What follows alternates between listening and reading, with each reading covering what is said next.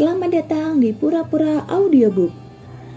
Sebelum Anda mendengarkan audiobook ini, kami menginformasikan bahwa channel ini adalah review atau mengulas sebagian isi buku menjadi audio dari berbagai penerbit buku di Indonesia. Untuk membaca keseluruhan buku, kami menyarankan membeli buku aslinya di toko kesayangan Anda, baik online maupun offline, dan lebih lagi langsung kepada penulisnya. Keberadaan channel ini dimaksudkan untuk membantu Anda mendapatkan pengetahuan dari buku-buku kesayangan Anda.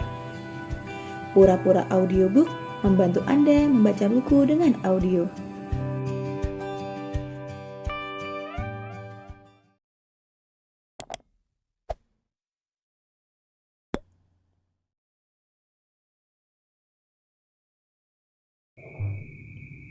Dalam riwayat Tirmidzi dari Abu Umamah radhiyallahu an disebutkan, kelebihan orang berilmu atas orang beribadah seperti kelebihanku atas orang yang paling rendah dari kalian.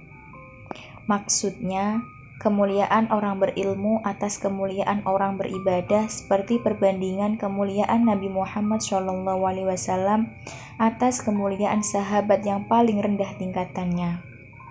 Imam Ghazali mengatakan, renungkan bagaimana Nabi menjadikan ilmu menyertai kedudukan kenabian dan bagaimana Nabi menurunkan amal perbuatan yang tidak disertai ilmu, meskipun orang beribadah itu tidak lepas dari ilmu tentang ibadah yang selalu dia lakukan. Bila tidak disertai ilmu, maka tidak disebut ibadah. Nabi Muhammad SAW bersabda, siapa saja yang berangkat untuk mempelajari suatu ilmu, maka dia diberi ampunan sebelum melangkah. Hadis riwayat Tirmidzi dari Aisyah. Berangkat dengan berjalan atau naik kendaraan dari tempatnya ke tempat lain guna mempelajari ilmu agama, maka dosa kecil yang pernah dilakukan diampuni sebelum satu langkah yang dia pijakan dari tempatnya. Asalkan tujuannya adalah ingin mencari ridho Allah Subhanahu wa Ta'ala.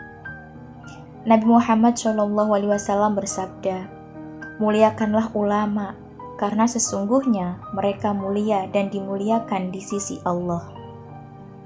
Maksudnya, hormatilah para ulama di bidang ilmu syariat yang mengamalkan ilmunya, yakni memperlakukan mereka dengan cara berbuat baik, dengan tindakan maupun dengan ucapan. Di sisi Allah, mereka adalah orang pilihan dan dimuliakan di sisi malaikat. Dari Abu Hurairah radhiyallahu an dia berkata, aku mendengar Nabi Muhammad bersabda, bila orang berilmu menyampaikan ilmunya dalam majelisnya dan tidak memasukkan kelakar maupun ucapan tidak berguna, maka dari setiap kalimat yang keluar dari mulutnya Allah Subhanahu wa Ta'ala ciptakan seorang malaikat yang memintakan ampunan untuknya dan para jamaahnya sampai hari kiamat. Bila mereka bubar, mereka dalam keadaan diampuni. Lalu Nabi SAW bersabda, merekalah kelompok orang yang tidak celaka teman duduknya.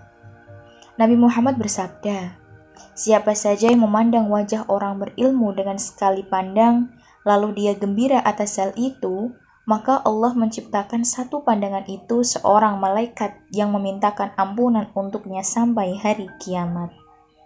Ali bin Abu Thalib radhiyallahu an mengatakan, melihat wajah orang berilmu itu ibadah, cahaya dalam melihat dan cahaya dalam hati.